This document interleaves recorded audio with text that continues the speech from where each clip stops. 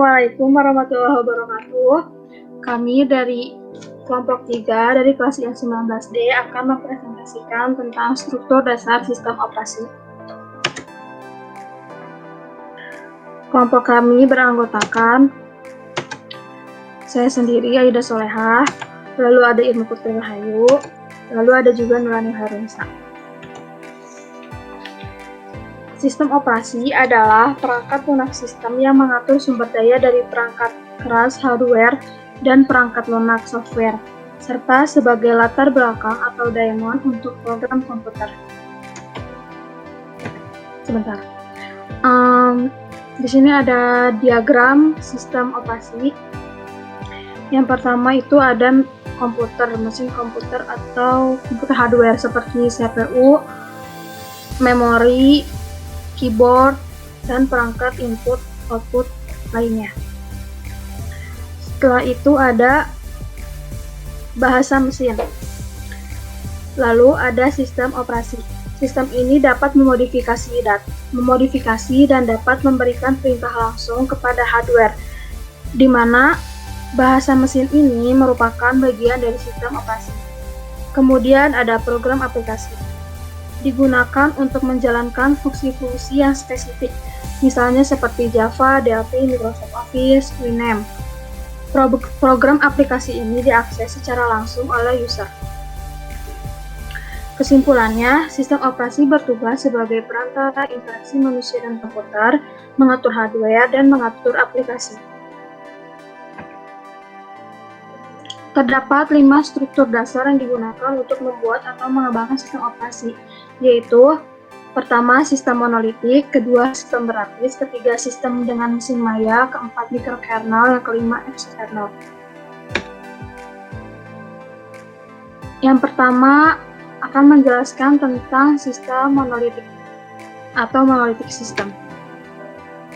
Sistem monolitik adalah sistem operasi sebagai kumpulan prosedur di mana prosedur dapat saling dipanggil oleh prosedur lain di sistem bila diperlukan. Kernel berisi semua layanan yang disediakan sistem operasi untuk memakai. Sistem operasi ditulis sebagai sekumpulan prosedur, a collection of procedure, yang dapat dipanggil setiap saat oleh pemakai saat dibutuhkan. Struktur monolitik. Yang pertama ada main prosedur, yang kedua ada service prosedur, dan ketiga ada utility prosedur. Main prosedur itu yang memanggil sistem prosedur. Sekumpulan sistem service prosedur yang menangani sistem call. Lalu utility procedures itu yang mendukung service prosedur. Kelemahan dari sistem monolitik yaitu pengujian dan penghilangan kesalahan sulit karena tidak dapat dipisahkan dan dilokalisasi. Yang kedua, sulit dalam menyediakan fasilitas pengamanan. Yang ketiga, merupakan pemborosan bila setiap komputer harus menjalankan kernel monolitik sangat besar, sementara sebenarnya tidak memerlukan seluruh layanan yang disediakan kernel. Yang keempat, tidak fleksibel. Yang kelima, kesalahan pemrograman satu bagian dari kernel menyebabkan matinya seluruh sistem. Keunggulannya ialah layanan dapat dilakukan sangat cepat karena terdapat di satu ruang alamat. Lalu penjelasan selanjutnya akan dijelaskan oleh Nurani Harunsa. Yang kedua ada sistem lapis atau layer system.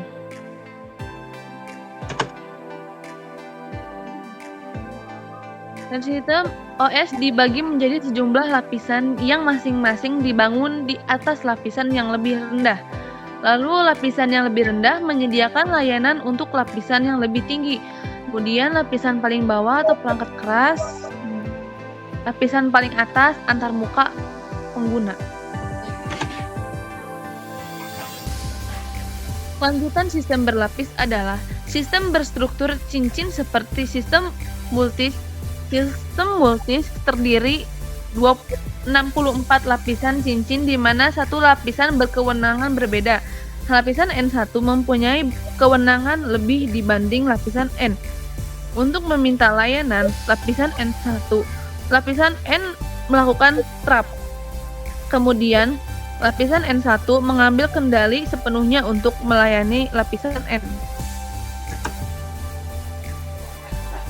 Lapisan-lapisan dalam sistem operasi ada 6 lapis, yaitu yang pertama ada lapis 5, the operator berfungsi untuk pemakai operator.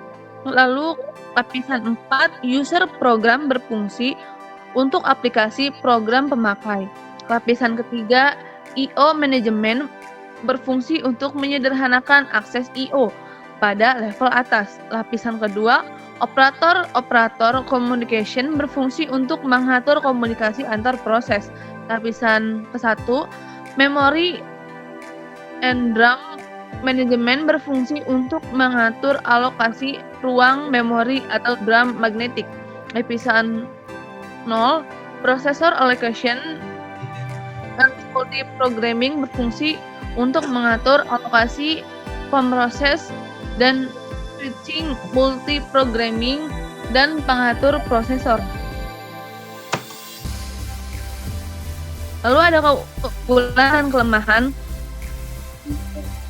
Keunggulannya memiliki semua keunggulan rancangan modular, yaitu sistem dibagi menjadi beberapa modul dan tiap modul dirancang secara independen.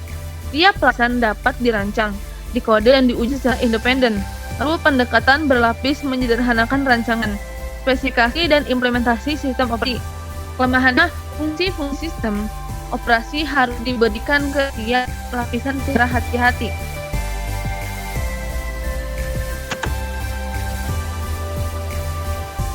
Lalu selanjutnya akan dibacakan oleh Irma Putri Rahayu. Yang ketiga yaitu virtual machine atau mesin maya.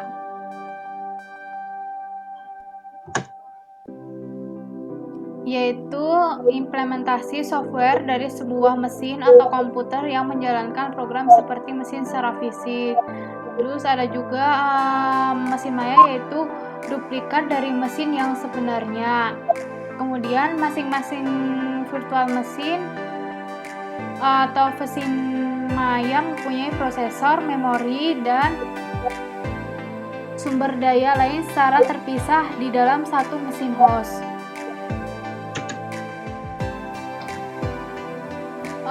Di sini ada gambar yang sebelah kiri, yang satu proses itu ada non-virtual machine, kemudian melalui programming interface. Kemudian yang sebelah kanan yang 3 proses yaitu virtual machine menggunakan virtual machine implementation.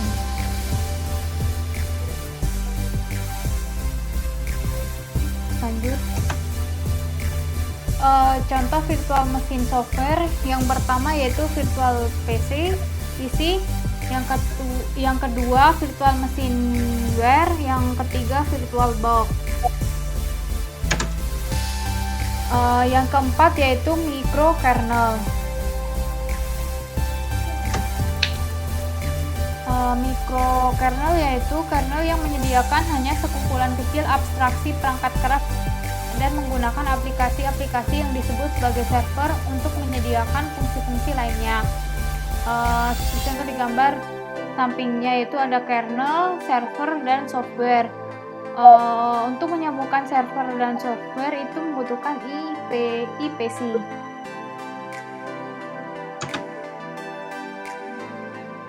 Kemudian menyusun sistem operasi dengan menghapus semua komponen yang tidak esensial dari kernel dan mengimplementasikannya sebagai sistem program dan level pengguna.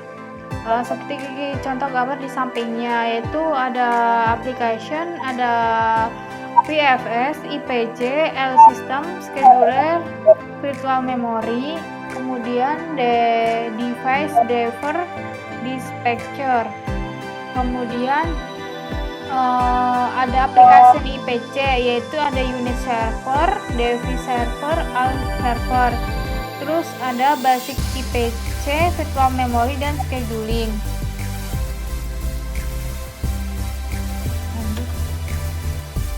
Yang kelima yaitu exokernel. Exokernel yaitu kernel yang hampir tidak menyediakan sama sekali abstraksi hardware, tapi ia menyediakan sekumpulan library yang menyediakan fungsi-fungsi akses ke perangkat keras secara langsung.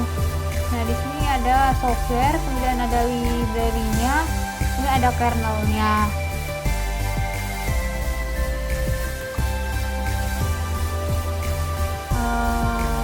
Mungkin itu saja yang dapat kami sampaikan. Terima kasih. Mohon maaf apabila ada kekurangan ataupun kesalahan. Wassalamualaikum warahmatullahi wabarakatuh.